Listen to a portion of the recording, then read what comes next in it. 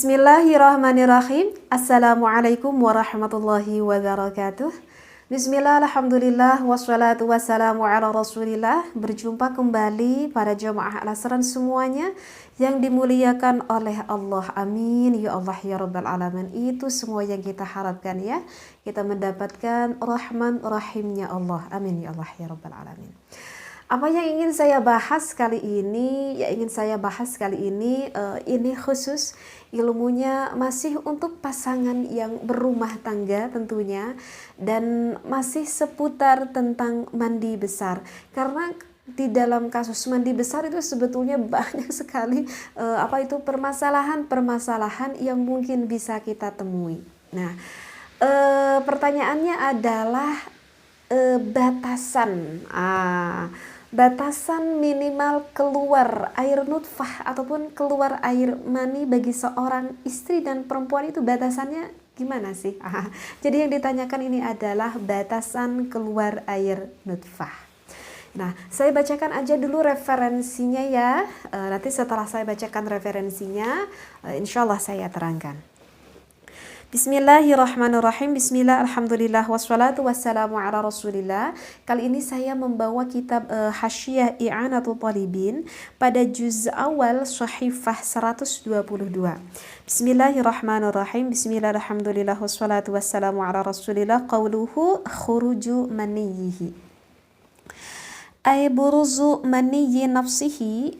Tegasnya kalau misalkan keluar air nutfah di dalam diri kita ini, wanfisalihi, keluarnya itu terpisah air maninya itu ila zahiril hasyafati, lebih jelasnya dari hasyafahnya milik laki-laki, wa zahiri fajil bikri, ataupun jelasnya dari yang dimiliki oleh seorang wanita yang mana sifatnya masih perawan, artinya belum menikah gitu ya, yang masih perawan. Wa ila mahallil istinja'i, dan sampai ke tempat susucinya gitu ya, tempat bersucinya itu fi farjis sayyibi, dari milik wanita yang janda. Maksudnya yang janda di sini adalah yang pernah menikah lah gitu ya. Wa huwa ma yadhharu 'inda julusiha 'ala qadamaiha. Nah, kalau untuk bagi wanita yang janda di sini itu jelasnya ketika duduknya ataupun ketika jongkoknya.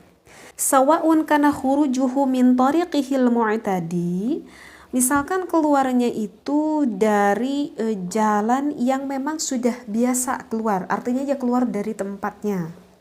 Walau lam yastahkim, kalau tidak dihukumi bi an kharaja li'illatin, misalkan keluarnya itu dikarenakan suatu penyakit, au min ghairi tariqihil mu'tadi, ataupun keluarnya itu selain dari tempat yang biasanya. Ka'an kharaja min sulbir rajuli, misalkan keluarnya itu dari tulang punggung milik laki-laki. Bisyarti, nah ini ada syaratnya ya, alla yakuna mustahkiman, akan tidaknya dihukumi ayla li'illatin, tidak dikarenakan suatu penyakit. Idza kana al-mu'tadu, di mana bukti keluar jalan yang diadatkannya itu insidaduhu aridan, maka menyandarkannya kepada yang baru. Fa in kana asliyan, maka kalau keluar dari asalnya, fala yushtaratu, maka itu tidak disyaratkan. Begitu nih referensinya. Paham gak? Kayaknya gak paham ya apa yang sudah saya bacakan nih dari referensi ini. Baik, mungkin akan saya jelaskan ya, dan saya akan jelaskannya dengan contoh biar semuanya bisa memahami apa yang referensi yang sudah saya bacakan ini ya. Nah, jadi baik, begini ya referensi yang sudah saya bacakan. Contohnya gini deh. Contohnya ini sekali lagi ya. Mandi besar ini adalah memang menerangkan mandi besar yang dikhususkan bagi pasangan yang sudah berumah tangga ya. Jadi ini ilmunya adalah bagi kaum yang memang sudah berumah tangga. Contohnya misalkan ada seorang laki-laki yang mana ingin menggauli istrinya. Tetapi sayang sekali istrinya itu misalkan lagi haid, ataupun misalkan istrinya itu lagi nifas. Maka udah pada tahu kan semuanya bahwa haram memasukkan milik laki-laki kepada milik wanita ketika seorang istrinya itu lagi haid ataupun lagi nifas. Tetapi ini gimana dong teh, ini suaminya tuh udah gak tahan banget, misalkan suaminya lagi pengen. Maka kan kalau yang sudah mendengarkan pembahasan sebelumnya ya, yang udah sering mendengarkan saya ngaji, maka kan seorang istri tetap saja bisa bercumbu dengan suaminya, bahkan bisa sampai menginzalkan suaminya. Artinya bahwa bisa sampai mengeluarkan milik suaminya, dengan catatan satu, tidak boleh memasukkan kepada milik istrinya. Misalkan salah satu contoh digunakan dengan tangan milik istrinya, hukumnya itu diperbolehkan, gitu ya. Biar jelas nih saya kasih contoh. Nah, pada suatu waktu laki-laki tersebut misalkan ini mohon maaf banget ya sekali lagi nih pembahasan ini ya. Tetapi coba berpikir positif, coba yang diterangkan adalah ilmunya ya, ilmunya yang didengar. Misalkan ketika sang istri sedang memegang milik suaminya, bahkan yang milik suaminya itu udah sampai mau inzal. Artinya inzal itu udah mau sampai keluar milik suaminya itu. Nah, dan memang sudah terlihat keluarnya itu baru sangat sedikit sekali baru keluar, sudah nampak terlihat dari dari ujung lubang milik laki-laki, gitu ya, baru sedikit terlihat, ya, belum semuanya. Nah, ketika baru udah pas mau keluar misalkan ada sesuatu hal yang sangat mengagetkan. Ya contohnya bisa apa aja deh, sesuatu hal yang mengagetkan gitu ya. Sehingga konsentrasi suaminya itu terganggu sekali gitu. Ya, misalkan apa ya contohnya ya? Misalkan di luar itu ada musibah kali, misalkan tahu-tahu gempa bumi misalkan, ataupun ada suatu kebakaran misalkan, ataupun terdengar di luar rumah langsung terdengar ada suatu teriakan anak kita yang seperti menangis kesakitan misalkan, gitu. Itu kan bisa langsung ngedrop gitu konsentrasinya kan. Ini contohnya gitu biar terbayang gitu ya. Jadi memang udah mau nampak keluar dari ujungnya, bahkan sudah terlihat baru sedikit aja, tapi itu suaminya udah keburu kaget gitu ya. Ataupun sama kasusnya dari misalkan salah satu contohnya misalkan ini perempuannya gitu, udah mau keluar dari itu udah keburu kaget gitu, sehingga mau keluar semuanya itu tidak terjadi karena saking kagetnya itu gitu. Tetapi udah sedikit sekali nampak terlihat dari ujung lubang milik suaminya itu. Nah, dengan kasus seperti ini, apakah seorang suami itu mewajibkan untuk melakukan mandi besar? Maka yang barusan dari referensi yang sudah saya bacakan itu hukumnya tetap mewajibkan untuk melakukan mandi besar karena udah sedikit keluar, meskipun itu sedikit. Berbeda ya dengan video-video yang sebelumnya yang pernah saya terangkan, udah mau keluar banget suaminya tetapi belum sempat keluar air nutfahnya, maka itu tidak mewajibkan mandi besar. Kalau ini kan udah sempat nih keluar sedikit gitu ya, tetapi sisanya belum sempat dikeluarkan semuanya, saking kagetnya seperti itu. Nah, misalkan anaknya yang misalkan terjadi kecelakaan di luar gitu, anak kecil sampai nangis teriak-teriak sampai kaget gitu suaminya ketika berjalan melihat langsung keluar rumah, misalkan sisanya air nutfah itu misalkan keluar, maka itu adalah mewajibkan mandi besar. Mau sisanya keluar, mau sisanya tidak keluar, itu tetap mewajibkan melakukan mandi besar. Nah, itu yang dikatakan batasan minimal keluar air nutfah milik suami ataupun milik istri. Bisa dipahami dari contoh ini ya. Ini meski tahu pasangan suami istri, karena mungkin hal ini mungkin aja terjadi ya, mungkin aja. Dan begitu juga bagi perempuan. Nah, Tadi saya membahas ada wanita yang masih perawan dan juga wanita yang masih janda, tanda keluarnya.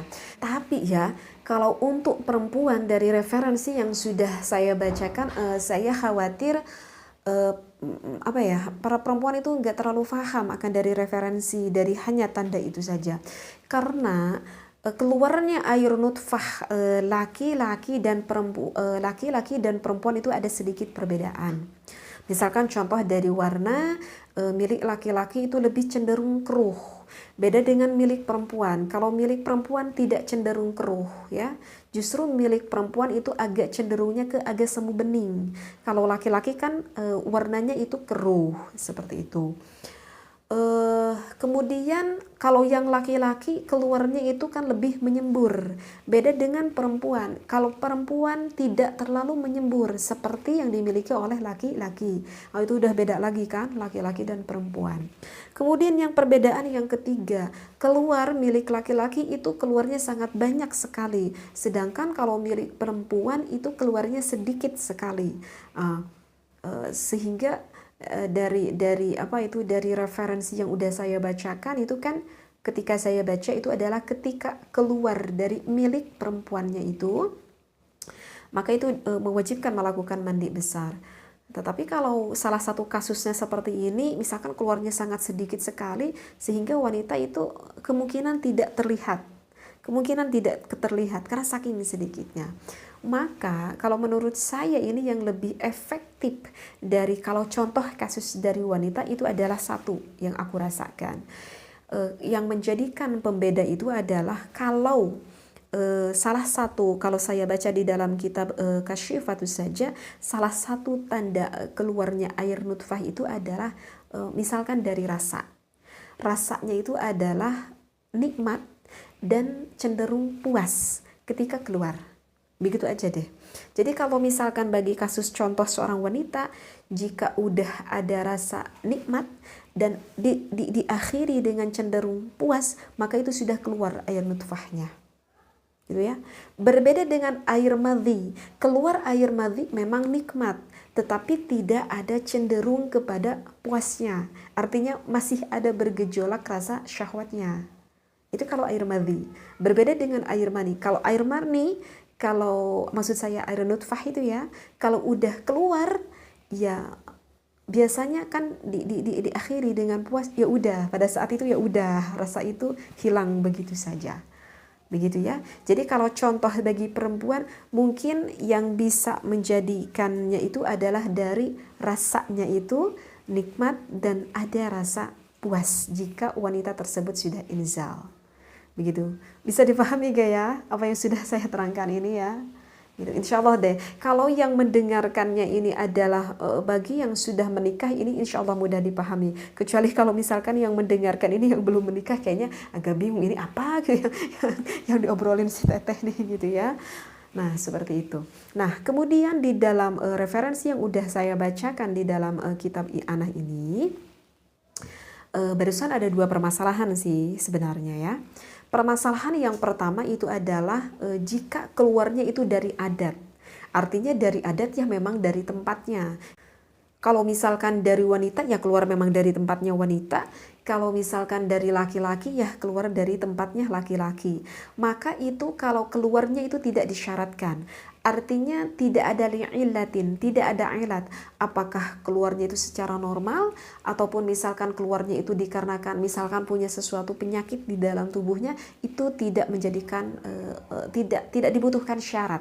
Tidak dibutuhkan syarat li'illatin, bahasanya tidak ada ilat apapun itu, gitu ya. Yang penting pokoknya kalau udah keluar ya udah, itu mewajibkan untuk melakukan mandi besar meskipun yang keluarnya tadi saya contohkan hanya sedikit saja. Nah, di dalam kitab I'anah itu sebetulnya ada dua pembahasan ya, ada dua pembahasan. Untuk pembahasan yang pertama itu yang kalau misalkan yang dimilikinya itu adalah normal gitu ya. Artinya ya keluarnya memang dari tempatnya, baik dari tempat laki-laki ataupun dari tempat perempuan. Nah, di dalam kitab I'anah tersebut untuk pembahasan yang kedua itu adalah jika terjadi terhadap seseorang yang mana keluarnya itu bukan di tempat yang adat. Artinya bukan di tempat yang adat, itu bukan di tempat yang biasa. Seperti itu ya. Sebetulnya sih kalau di dalam kitab i'anah itu dicontohkan misalkan keluar air nutfahnya itu keluar dari tulang rusuk punggung gitu ya. Tetapi saya tidak akan memberi contoh yang itu ya. Saya akan memberi contoh yang lain agar biar lebih terfahami. Misalkan ada salah satu kejadian seorang laki-laki yang mana memang lahirnya sih normal, lahirnya normal sempurna. Tetapi dikarenakan ada salah satu kejadiannya itu yang mengakibatkan maaf sekali, misalkan batang milik suaminya itu harus terpotong, gitu ya. Artinya batang milik laki-laki itu harus terpotong. Kalau bahasanya apa ya itu ya? Dikebiri kali ya gitu ya.